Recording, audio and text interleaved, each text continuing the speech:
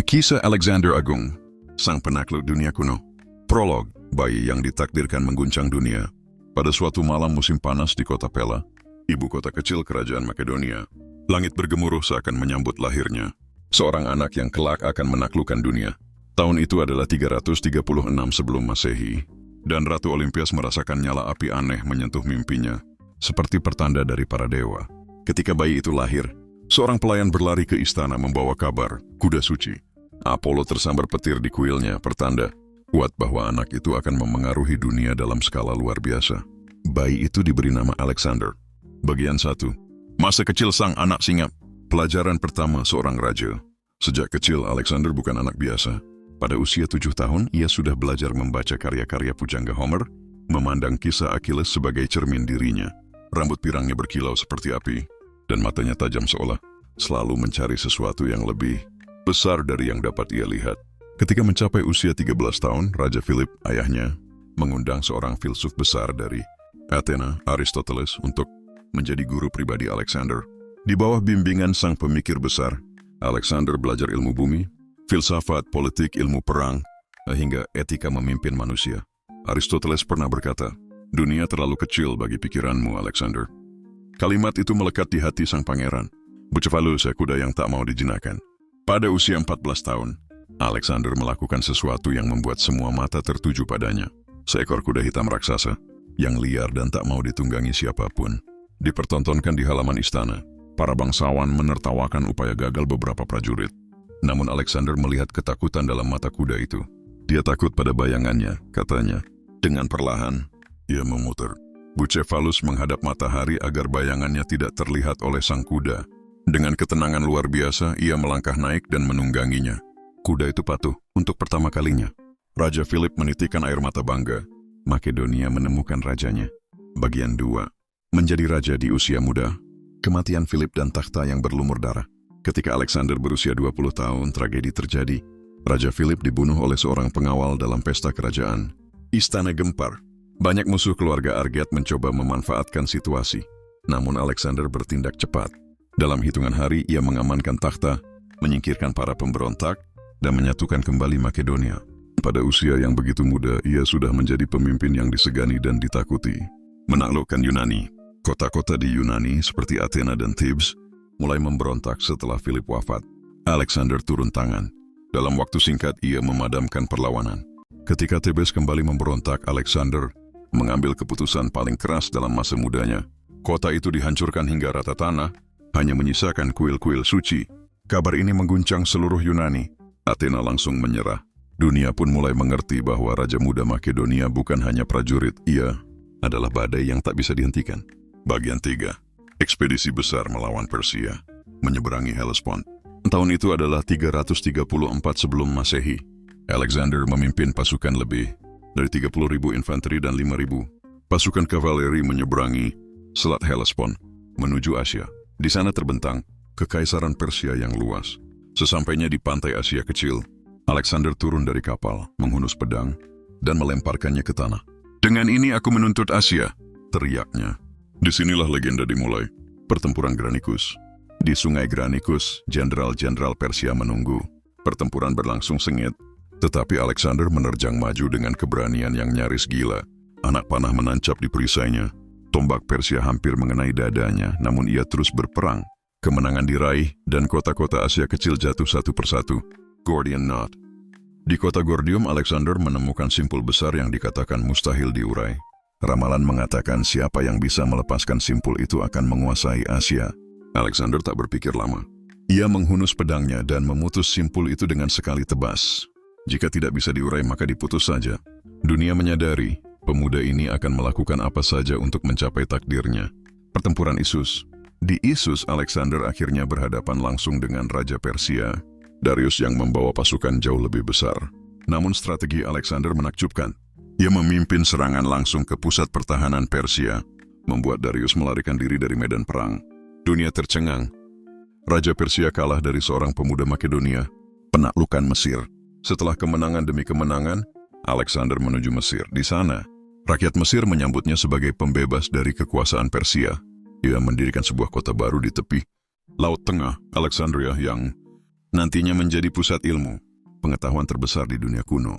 Di oasis Siwa, para pendeta memanggilnya putra dewa Amun. Sejak saat itu, Alexander percaya dirinya memang ditakdirkan oleh para dewa. Bagian 4. Jatuhnya Persia dan lahirnya kekaisaran. Pertempuran Gaugamela. Tahun 331 sebelum Masehi, Alexander dan Darius kembali bertemu di medan perang Gaugamela. Darius membawa ratusan ribu pasukan. Namun kejeniusan militer Alexander kembali memenangkan pertempuran. Ketika Darius melarikan diri lagi, Persia jatuh ke tangan Alexander. Ia memasuki ibu kota Persepolis, pusat kemegahan Persia. Pada suatu malam istana Persepolis terbakar, beberapa mengatakan karena pesta, beberapa karena keputusan Alexander untuk membalas invasi Persia ke Yunani ratusan tahun sebelumnya. Perburuan Raja Persia, Alexander mengejar Darius hingga ke timur. Namun Darius dibunuh oleh salah satu jenderalnya sendiri. Ketika ditemukan, Darius sekarat. Alexander memeluknya dan menutup matanya, menghormati raja besar itu. Kini engkau mati sebagai raja, istirahatlah. Dengan kematian Darius, Alexander menjadi penguasa resmi kekaisaran Persia yang luas. Bagian 5. Mengejar ujung dunia, menuju India. Tak puas dengan Persia, Alexander terus bergerak ke timur. Ia menyeberangi Gunung Hindukush, menaklukkan Baktria, menikahi Roxana, seorang bangsawan setempat, dan melanjutkan perjalanan ke India. Di sungai Hydaspes, ia menghadapi Raja Porus, seorang raja tinggi besar yang memimpin gajah perang. Pertempuran berlangsung brutal. Namun Alexander menang dan ia mengangkat Porus menjadi sekutu, bukan musuh. Namun ketika Alexander ingin maju lebih jauh, pasukannya menolak. Mereka telah bertempur selama lebih dari 1 dekade, ribuan kilometer dari rumah. Alexander menangis dalam tenda.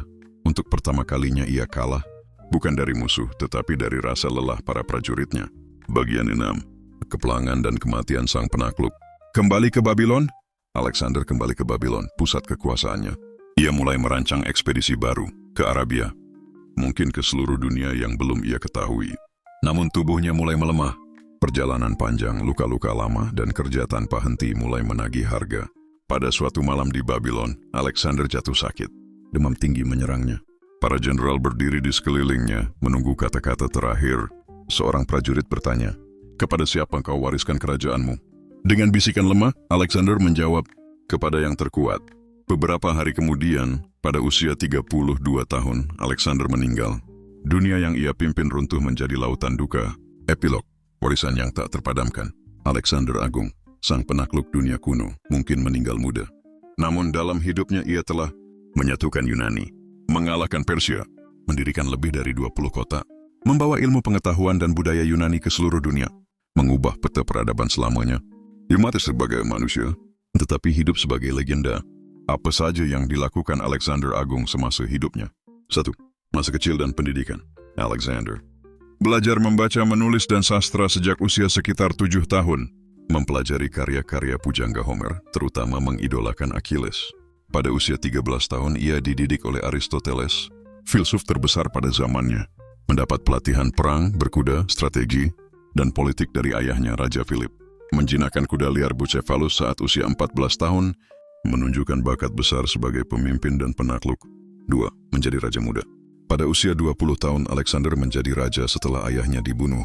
Dalam masa awal pemerintahannya, ia menumpas para pemberontak di Makedonia, menyatukan kembali bangsanya, mengalahkan kota-kota Yunani yang memberontak, menghancurkan kota Thebes untuk memberi contoh pada seluruh Yunani agar tidak memberontak lagi, mendapatkan pengakuan sebagai pemimpin Liga Korintus, pemersatu seluruh Yunani. 3. Menaklukkan Kekaisaran Persia. Alexander memulai kampanye terbesar dalam sejarah dunia kuno, menyeberangi Hellespont, memimpin puluhan ribu pasukan ke Asia, menjejakkan kaki di Troya dan memberi penghormatan kepada Achilles, idolanya. Kemenangan-kemenangan penting. Pertempuran Granicus, mengalahkan satrap Persia di Asia Kecil. Pertempuran Issus, mengalahkan Raja Persia Darius untuk pertama kalinya. Pengepungan Tyre, membangun jalan dari daratan menuju pulau Tyre untuk menaklukkan kota itu. Penaklukan Mesir, diterima sebagai penyelamat. Ia mendirikan kota Alexandria. Pertempuran Gaugamela, mengalahkan Darius secara menentukan, menjadikan Alexander penguasa Persia. 4. Menjadi Raja Persia dan penguasa dunia kuno. Setelah Persia jatuh, Alexander memasuki kota Persepolis dan mengambil alih istana megah kerajaan itu, mengambil gelar Raja Asia, menggabungkan tradisi Yunani dan Persia melalui kebijakan fusi budaya, menjadikan dirinya sebagai pemimpin yang dihormati di berbagai suku dan bangsa.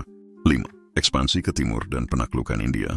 Alexander terus mengejar cakrawala, menaklukkan Baktria dan Sogdiana, wilayah Asia Tengah, menikahi Roxana, putri bangsawan Asia Tengah untuk memperkuat persatuan kerajaan, menyeberangi pegunungan Hindukush, bertempur melawan Raja Porus di Sungai Hydaspes dan menang dengan susah payah, mengangkat Raja Porus kembali sebagai penguasa karena kagum akan keberaniannya. Pasukannya kemudian menolak untuk maju lebih jauh ke timur, memaksa Alexander kembali. 6. Reformasi dan rencana besar. Saat kembali ke Babylon, Alexander merencanakan ekspedisi baru ke Arabia, Afrika, bahkan mungkin ke seluruh dunia, membangun kota-kota baru di wilayah timur, mengatur ulang kekaisaran Persia yang sangat luas, mengadakan pernikahan massal antara prajurit Yunani dan perempuan Persia untuk menyatukan budaya. 7. Kematian. Pada usia sekitar 32 tahun, Alexander jatuh sakit di Babylon dan meninggal mendadak. Penyebabnya tidak pernah pasti, mungkin demam, penyakit tropis, atau racun. Warisan yang ditinggalkan. Alexander Agung meninggalkan prestasi luar biasa. 1. Menyatukan Yunani. Ia menyatukan kota-kota Yunani yang selama berabad-abad saling berperang. 2. Menghancurkan kekaisaran Persia. Ia menaklukkan Persia yang telah berdiri ratusan tahun, menjadikannya bagian dari kekuasaannya. 3. Menyebarkan budaya Helenistik. Ia memperluas budaya Yunani ke Asia, Afrika, India, dan wilayah timur lainnya. 4. Mendirikan banyak kota. Alexander mendirikan lebih dari 20 kota. Yang paling terkenal adalah Alexandria di Mesir. 5. Kejeniusan militer. Ia tidak pernah kalah dalam satu pun pertempuran.